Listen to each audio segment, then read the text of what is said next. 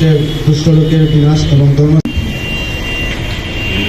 আজকে শিবালয় থানার open house day অনুষ্ঠানে বিশেষ অতিথি অতিরিক্ত পুলিশ সুপার প্রশাসক জনাব মোহাম্মদ হচ্ছে কমিউনিটি পুলিশিংয়ের একটি অংশ।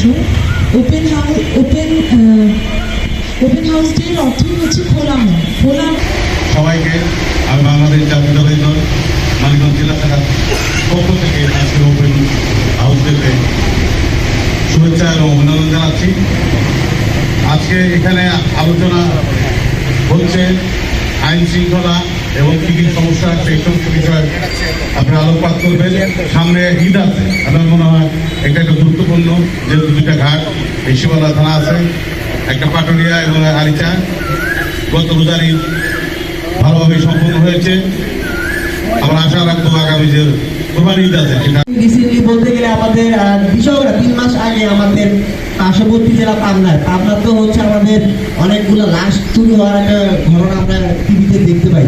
তো সেখান থেকে আসলে আমাদের একটা সংখ্যা থেকেই যায় যে আমাদের এখানে লাশগুলো আবার চুরি হবে না, সেই কারণে আমাদের একটা পদক্ষেপ নেওয়া উচিত। আর সেই পক্ষ থেকে সবাইকে আমার ব্যক্তিগত পক্ষ থেকে এবং বাংলাদেশ জাতীয়তাবাদী যুবদল শিবালয় উপজেলা শাখার পক্ষ থেকে শুভেচ্ছা এবং অভিনন্দন জানাচ্ছি।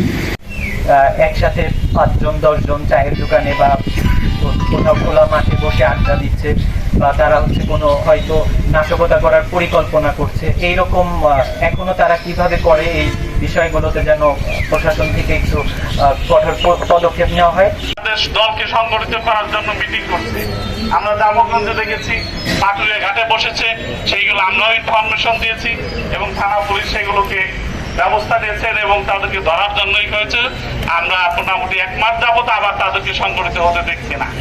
আপনারা এই পদক্ষেপ নেওয়ার কারণে এবং আপনারা সেই ব্যাপারে আরেকটু সজাগ থাকুন যাতে তারা একত্রিত হতে না পারে, তারা সংগঠিত হতে না পারে। তারা একত্রিত হলে কিন্তু আপনাদেরই আইন শৃঙ্খলা কমিটির অবনতি করবে তারা।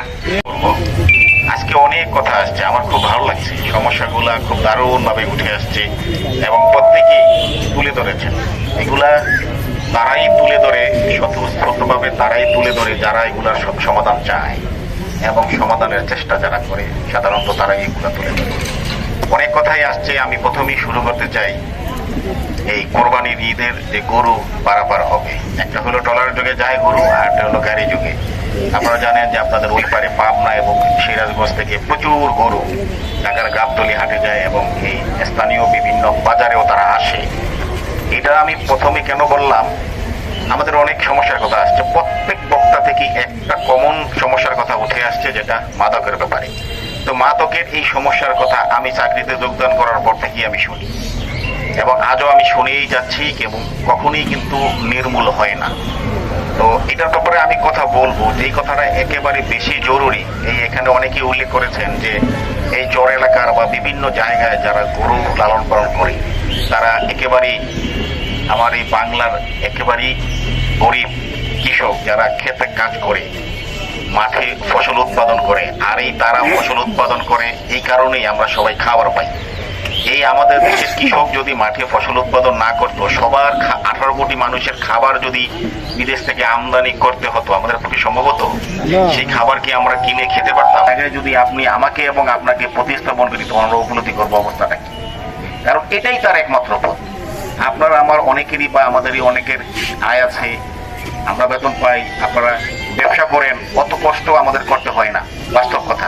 কিন্তু যে কৃষকের সমস্ত স্বপ্ন হইলো ওই 1 লাখ টাকার গরুটা, 2 লাখ টাকার গরুটা, তার এই গরুটা যদি চড়ে নিয়ে যায় বা ছিনতাই হয়ে যায় বা যে কোনো অ্যাক্সিডেন্টে যদি পথে মারা যায়, তখন তার অবস্থাটা কি।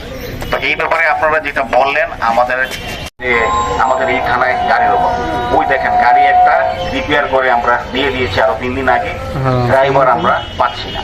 আগামী 2-1 দিনের মধ্যে ইনশাল্লাহ এই থানায় একজন ড্রাইভারও আসবে গাড়ির জন্য। ইনশাল্লাহ গাড়ি যদি আরেকটা স্টার্ট হয়ে যায়, বিভিন্ন জায়গায় টহল কিন্তু আরো বেড়ে যাবে। ইনশাল্লাহ সেটা হবে। গাড়ি হয়ে গেছে, ড্রাইভারও আগামী 2 দিনের মধ্যে পেয়ে যাবে ইনশাল্লাহ। বিএনপি এবং তার অঙ্গ সংগঠনের নেতৃবৃন্দ, স্থানীয় চেয়ারম্যান, মেম্বার, জনপ্রতিনিধি এবং সুধীবৃন্দ এবং সাংবাদিকবৃন্দ, আসসালামু আলাইকুম।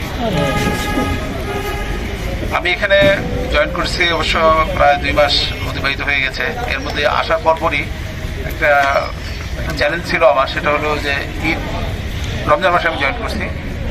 তো আমরা এই গত ঈদটা ভালোভাবে পার করছি এবং এটা আপনাদের সহযোগিতায় দু একটা ঝামেলা যে হয়েছে তা না, ঘাট নিয়ে এই ফেরিতে লঞ্চ এগুলো নিয়ে ভাড়া নিয়ে যাত্রী বহন নিয়ে, তা আমরা এটা আলোচনার মাধ্যমে এটা শেষ করছি।